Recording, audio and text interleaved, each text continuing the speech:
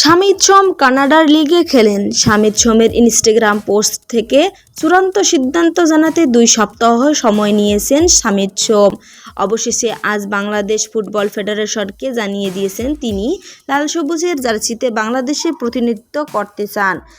সূত্রে জানিয়েছেন শামিদ হ্যাঁ বলায় রোববার থেকে তার পাসপোর্ট তৈরির প্রক্রিয়া শুরু করবে বাফুফে।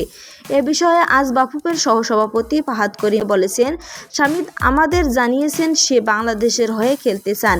এখন পাসপোর্ট করতে কোন প্রক্রিয়ার এগোতে হবে, কতদিন লাগবে এসব জানতে চেয়েছেন সে।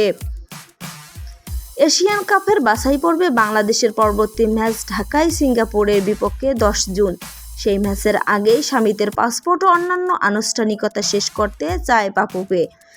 27 বছর বয়সী বাংলাদেশি বংশোদ্ভূত শামিদের জন্ম কানাডায়। মা বাবা দুজনই বাংলাদেশি, ফলে তার বাংলাদেশি পাসপোর্ট পেতে খুব বেশি সমস্যা হবে না মনে করেছেন বাফুফে। তবে শামিদ কানাডায় জাতীয় দলের হয়ে খেলায় ফিফার অনুমতি ব্যাপারও আছে। সব প্রক্রিয়া সম্পূর্ণ করা গেলে সিঙ্গাপুরের বিপক্ষে শামিদের অভিষেক করানোর কথা ভাবছেন ফুটবল ফেডারেশন।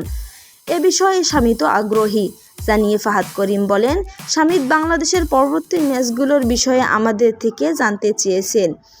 শামিদের জন্ম ও বেড়ে ওঠা কানাডায়।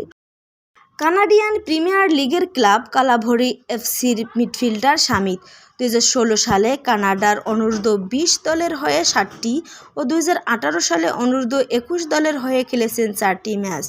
2020 সালে কানাডার জাতীয় দলের জার্সিতে খেলেছেন 2টি ম্যাচ। প্রথম কোনো বাংলাদেশি বংশোদ্ভূত ফুটবলার হিসেবে বাফুফের সঙ্গে যোগাযোগ করেছিলেন জামাল ভুঁইয়া। 2013 সালে বাংলাদেশ জাতীয় দলে অভিষেক হয় ডেনমার্কে জন্ম নেওয়া জামালের। এরপর জাতীয় দলে আসেন ফিনল্যান্ডে জন্ম নেওয়া তারিক কাজী।